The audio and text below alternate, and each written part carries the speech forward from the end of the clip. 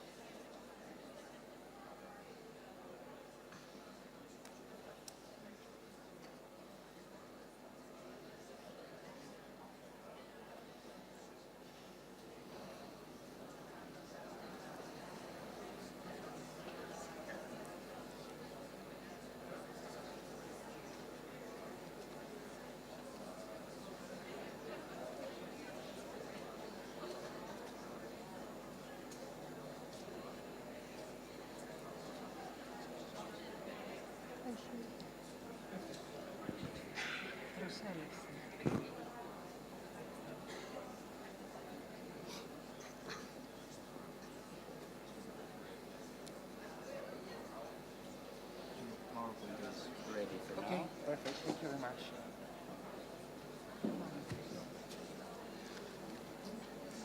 So good morning again. Thanks a lot for being here. Thanks a lot, the European Society of Criminology, and especially Professor Lambropoulou, for having this roundtable on illicit trade in antiquities. I'm very happy to be with Professor Mark Balcells and Dr. Christos Tsirogiannis to discuss very interesting issues on illicit trade in antiquities. So I'll give the floor to Professor Mark Balcells to begin this roundtable. Thank you, Katerina. And I'm Katerina Papadopoulou. Sorry for not introducing myself before. Hello, good morning, everyone. I'm super honored to be here in front of the most gorgeous, handsome, and beautiful criminologist in the world in this room. Thank you very much for having come to this presentation. And because this is all about thanking, first of all, I wanted to thank Professor Lambropoulou and her team, not only for inviting us, but above all, for putting this very, very important topic in the map. I've been attending this conference since 2006, and thank you so much, Effie and your team, for this huge distinction, for us being here. Thank you as well to all of you, as I said, for being here. And I'm Mark Balcells, and I will be talking to you about some facts about cultural heritage crime. When I was thinking how to produce this presentation, I talked to a very good colleague of mine who told me, like, you know, just entertain them. Take the advantage that now you are going to be talking about your niche and your field, and just let them know how wonderful it is. And albeit I'm the one talking here, I am talking for all my fantastic colleagues, which I always want to thank, not only Christos and Katerina, but I've already talked to Emmeline Smith and to some others that I'm seeing you, Sip, hello, and some others. So it's a pleasure. I'm talking for all of them. I've been the chosen one, but believe me, all of them would make it way better. And as well, I'm telling you, we are all together in this field trying to stop this awful business of illicit antiquities trafficking and cultural heritage crime. So I devised this presentation as a love letter, not only to cultural heritage, but also to cultural heritage crime, to all my colleagues, and to all of you. I just want to show you what I do on my day-to-day basis when I do research on looters, on transnational crime, and trafficking of cultural heritage and antiquities. So that is why I'm not trying to do a typical keynote presentation, which is going to be filled with facts and data, but rather show you the field that my colleagues and myself share in our day-to-day conversations, emails, pieces of news, and mostly bad news that we get to see regarding cultural heritage crime. I've been touring Greece for the last 3 weeks, and I've seen many, many things, and cultural heritage is fantastic, but it's super weak, and it can very much easily fall prey in very bad hands, and that's what I'm trying to show you here. When I began this discipline, it was 2009, and yesterday Professor Aevi was talking a little bit about, like, you know, the American Society of Criminology. I was doing my PhD at John Jay College in New York. I had chosen a completely different topic, and Professor Aevi, and as well as my colleague Antonia Linde, we were the three of us at Rutgers University, and Marcelo wanted to say hello to a librarian who was a very good friend of him, and she was carrying a stack of books, and she's like, look at the things people are writing now within criminology, and these were books on cultural heritage crime. And I fell in love with the discipline from that day. I changed completely the topic that brought me to John Jay College, and I started working from that day on, 2009, on Art Crime. At the time, it was called Art Crime. The book that you are seeing, the cover of that book is Conklin's 1994 first book within criminology regarding art crime. And he labeled them, or he defined them as those crimes that are criminally punishable acts that involve works of art. But, I mean, it was 1994, there was no criminology on the issue. If you read the book, it's a fantastic read, even though, I mean, it lacks from many data sources. One of the issues that Professor Savona was commenting yesterday, the problem that we have with data sources, this field is not an exception. We really have to be very, very imaginative when it comes to find reliable and trustful sources about the prevalence and the incidence of the phenomenon. Well, a good colleague of mine, Joris Kila, in a book that we co-edited together in 2014, he said, no, let's talk about cultural heritage crime, because you know what? What is art? I mean, my partner is a photographer. If his camera is stolen, is this a property crime? Is a cultural heritage crime? I mean, with abstract art, what we do consider an art crime anymore. The fields in the discipline are very, very blurred. So what is art?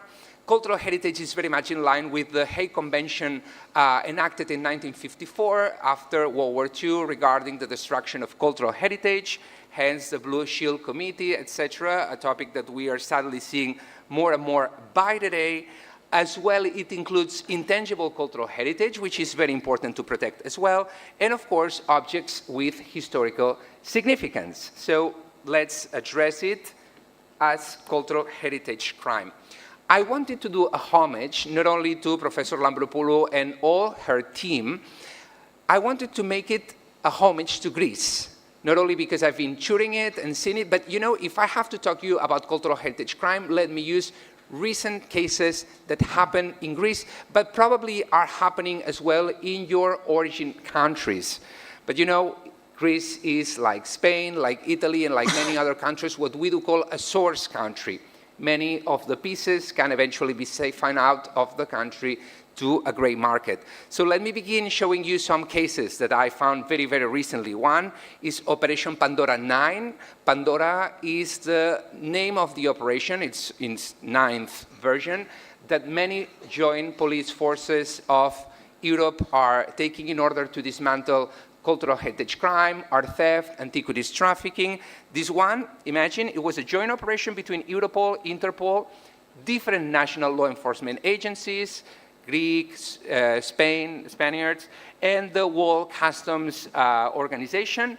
Imagine, in one sole raid, 38,000 cultural goods were seized, and 80 arrests were made in 23 countries. So go figure regarding the extent of this phenomenon. It's really transnational.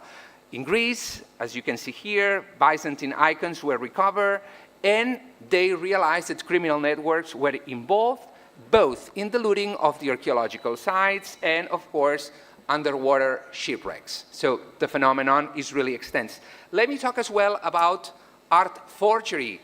They busted, Greek police, a forgery ring in Thessaloniki in December 2024.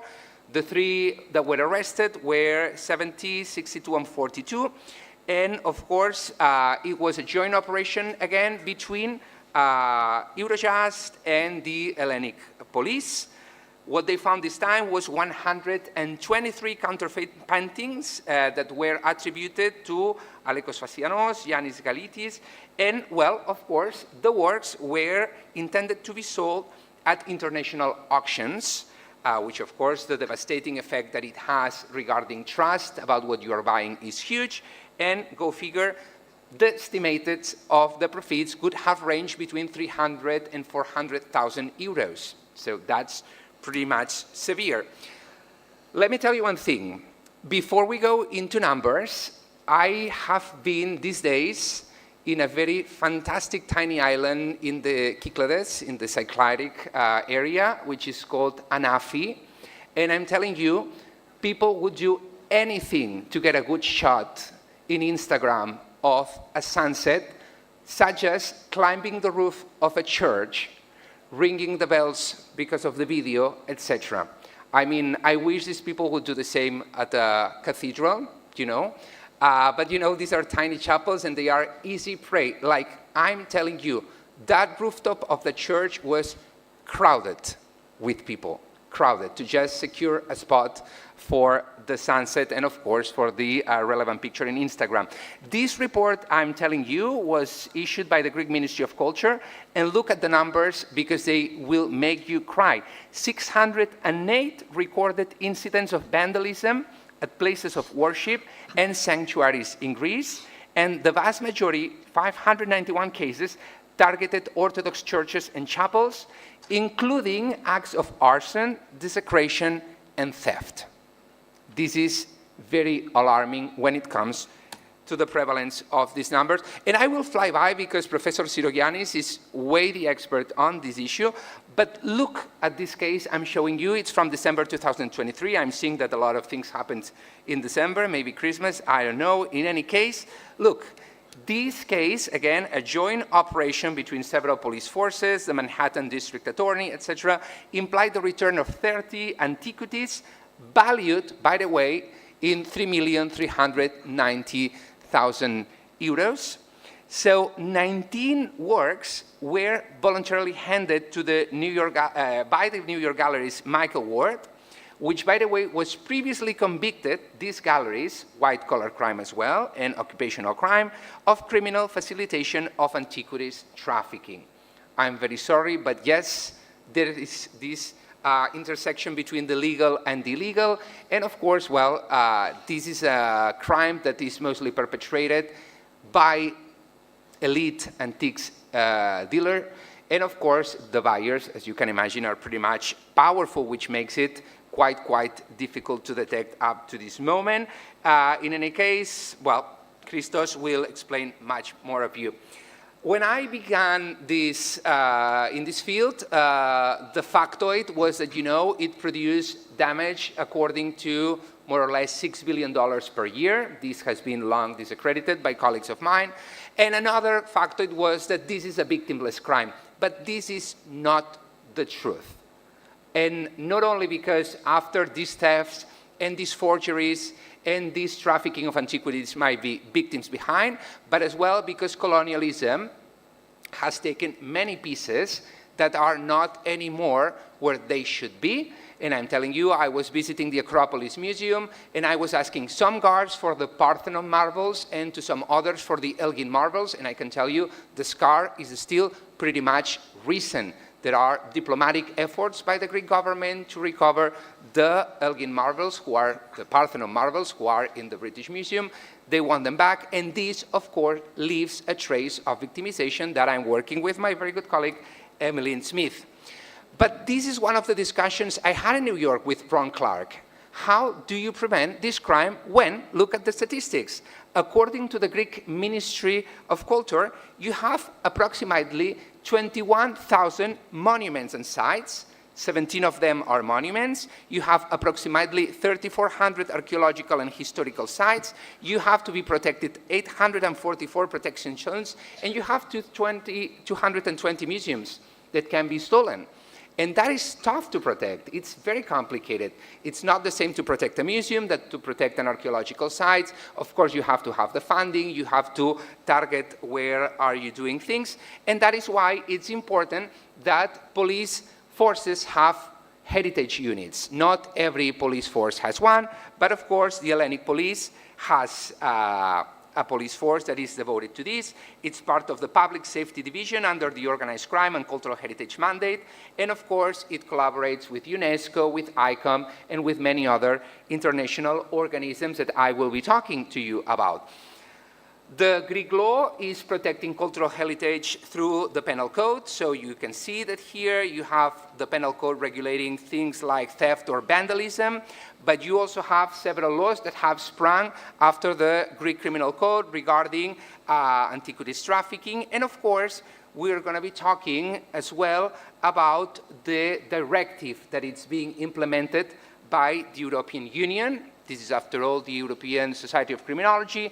And so, you know, the European law is mandated by this directive, 2014/60/EU, that governs mostly the return of cultural objects that have been unlawfully removed from one EU member state to another. We had different international treaties before, being the one that has been most highlighted, the 1970 UNESCO Convention on Trafficking of Cultural Heritage, but of course we had as well the UNIDROIT Convention in the 90s and some other treaties. But of course, this is the main legislative framework being regulated here in Europe. As you can see, we have a broad definition of cultural objects that does not only involve art by itself. Of course, you have a 3-year deadline to start the proceedings. And of course, we do have informatic systems just to address these issues, because you can imagine that this is a diplomatic nightmare. And of course, rarely, I'm telling you already, you will see convictions. It's complicated, mostly when it becomes a transnational issue and countries are disputing what should be owned by whom. I'm citing here a recent article of my colleague Patricia Faraldo in Spain that is telling you some of the challenges that are being faced by this directive. I mean, it's not all, you know, honey and a happy marriage, because yes, the policy is being enacted since the mid-10s, but the issue is that it's very much linked until this moment to terrorist financing, to trafficking of goods, to money laundering, and therefore it really does not address by itself the issue, because it's pretty much mixing many things. I'm finishing with some cooperation slides. As you can see, we do work and we tend to assess whenever they want to listen to us.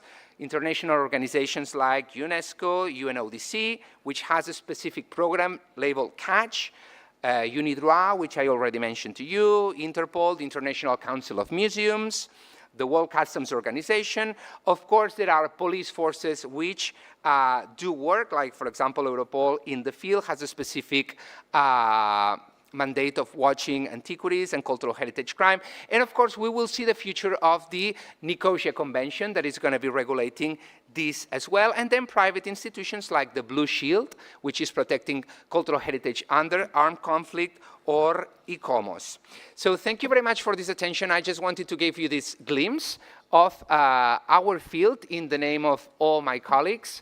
And I hope you have enjoyed, and I give the floor to Professor Sirogiannis, who will specifically address the issue of trafficking of antiquities. Thank you very much.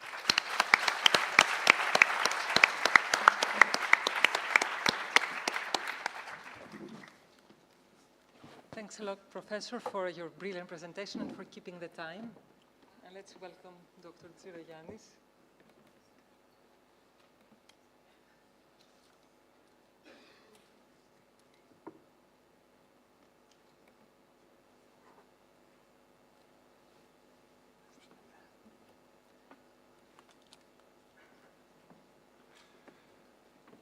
Dear colleagues, dear friends, and I have seen a lot of you here.